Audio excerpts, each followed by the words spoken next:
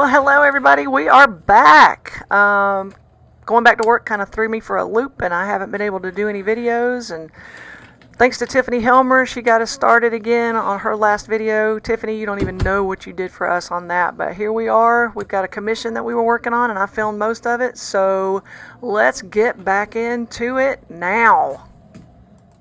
So we don't normally do commissions, especially me, because I tend to overthink everything and get really anxious. But we did in this case. And she wanted some cups based on this one. She liked the sketch work and the shape of the cups, but she wanted it on red clay. So many tests later, we figured out what to do. So Bill threw the cups and then we got started. Hey, I made those.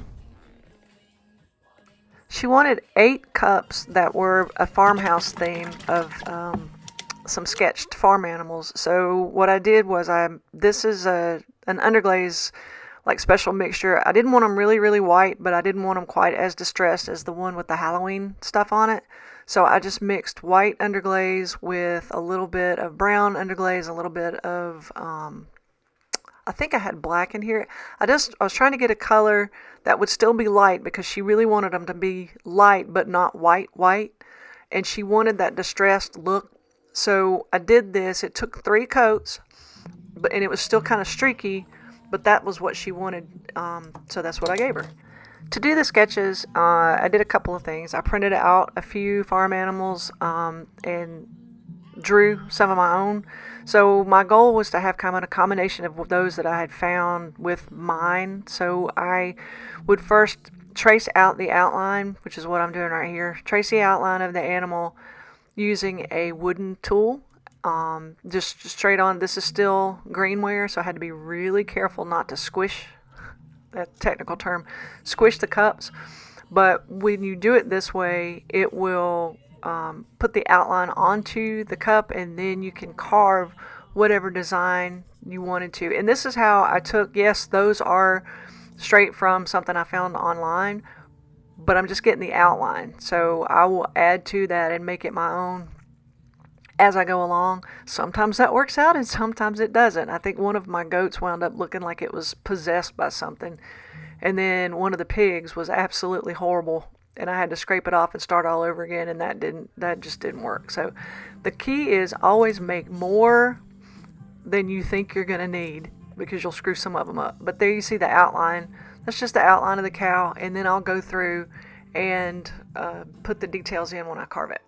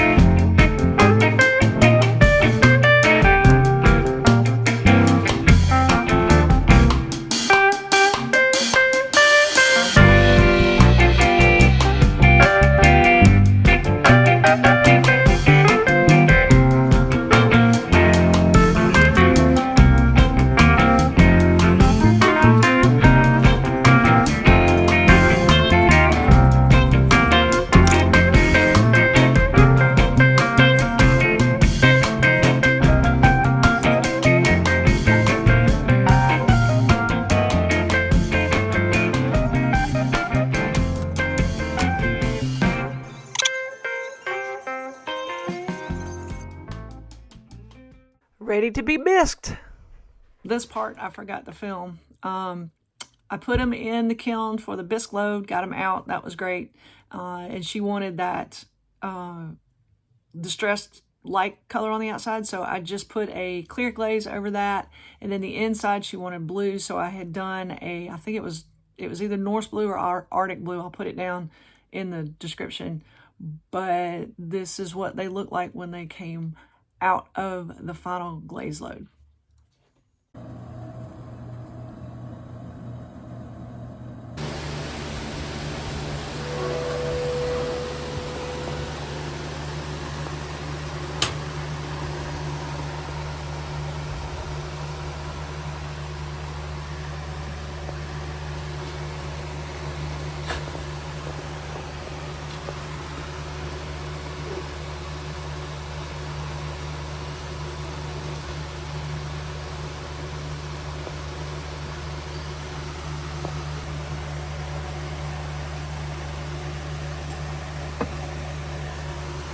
Well, there you go.